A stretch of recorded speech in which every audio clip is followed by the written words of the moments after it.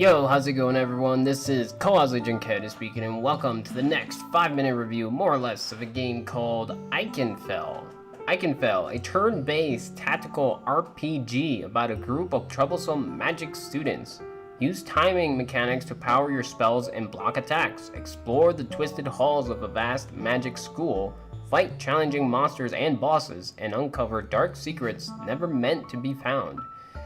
Release date 8th of October 2020. Developer Happy Ray Games. Publisher Humble Games. So for anyone that does not realize, Humble Bundle is a website that basically, in a sense, like, you donate money to the website and you get back games, and depending on how much you donated to Humble Bundle, you get an X amount of games. So the more you do, the more you give, the more games you have. And I think they do like a new Humble Bundle pack like every month or so. You would have to look at the website, which I'll remember to link down below. But basically, Humble Bundle started making games themselves, and this is one of them. What I loved about Ikenfell is the fact that the story, it kept me intrigued just enough to want to keep playing it.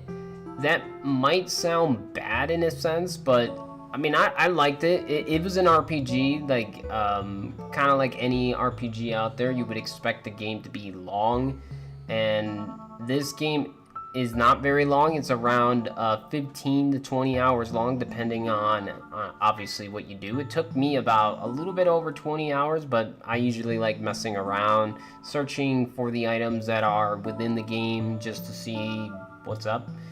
The music's actually really good. It's not that many tracks, which is a little bit disappointing, but the music that it does have is actually really good. It stands out for sure. Even though it might get a little bit repetitive, like when it comes to having to listen to the battle music every single time. It sucks, but I don't know. It didn't bother me too much. So there's a lot of good music in the game, but it does get a little bit of repetitive. The battle system, obviously, as the blurb had mentioned, it's kind of like, I'll just describe it using Paper Mario, the original for the N64, where if you press the action button at the right time, you'll either do more damage if you're damaging the enemies, or you'll get dealt less damage if you are blocking. It's actually pretty cool, especially when it comes to every single spell that you can use has this effect, and every single one of them has a different timing. So it's not just remember the timing and then you're good to go. There is actually a different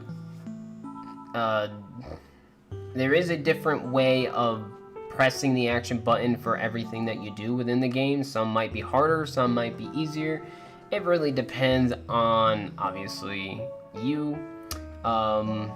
I did want to mention it, but the game's actually pretty cute when it comes to, like, graphic-wise. The story as well is, like, you get pretty intimate with the characters when it comes to what exactly it is they are feeling at that time. And there is, like, a little bit of love romance going on within the kids themselves, which is pretty nice depending on how you look at it. It's not definitely something that you see every day, so it definitely piqued my interest. And the amount of playable characters / options when it comes to equipping items on them. So for instance, I think you get you get 6 playable characters without spoiling anything.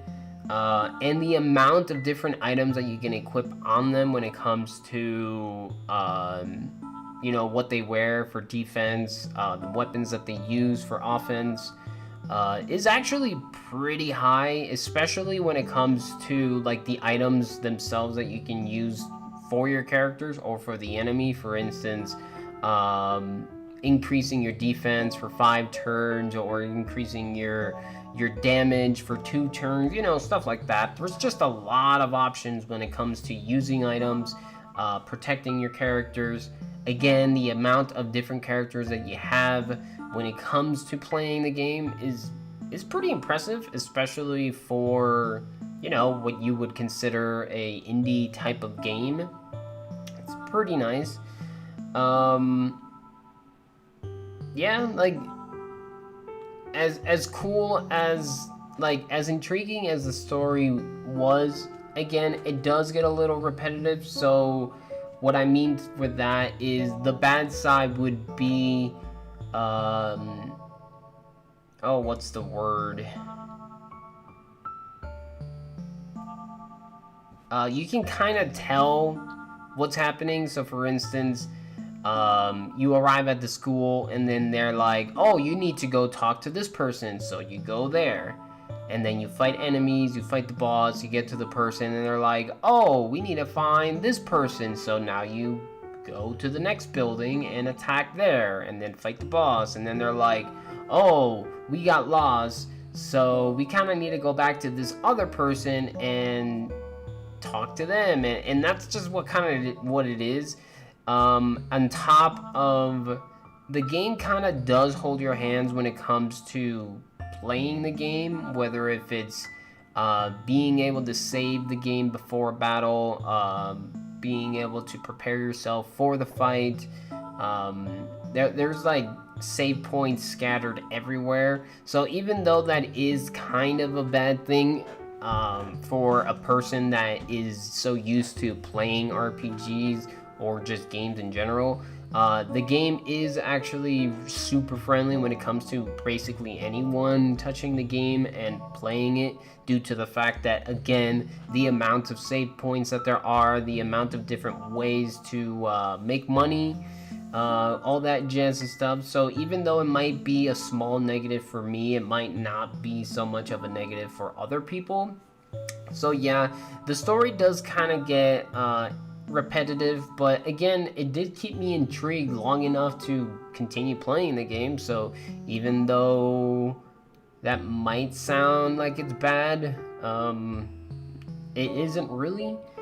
And again, it's an RPG indie game, I would assume. So it's not like you were expecting like a huge blowout type of game where you would just be engrossed for 50 hours or whatever. So I do suggest you, if anyone gets to play this game, Ikenfell, to play it. I ended up playing it on the Xbox Game Pass, so if you have that, at least at the time of the release of this video, I played it on Xbox Game Pass, so if you have it on that, you can play it for free whenever you feel like it. When it comes to Xbox Game Pass, games do go away, so just keep that in mind. And usually they're pretty good at telling you when they'll go away. Like, they won't just take it away at the exact moment they feel like it. Like, they usually give you a week or so. So if you do get the chance of playing this game, make sure you do so. Otherwise, I enjoyed it. Hopefully you do too. Definitely felt like making a review just for the sake of telling people that, due to it's not something that I even knew about until I watched another streamer play the game, and I did not get disappointed at all, even with the little bit of negatives that for me that the game had in general. But yeah, that being said, hopefully you guys get to try this game if at all possible, or watch someone play the game. It's actually pretty nice. It might even be emotional for some others, but yeah, it really depends on how you look at these things. But that being said, I am done. Hopefully you guys had fun. Hopefully you found this review helpful in some way, shape, or form. If not, let me know how I could improve if you want. But yeah, that being said, I'm gonna head out. Everyone take care. Hope to see you next time, and peace out.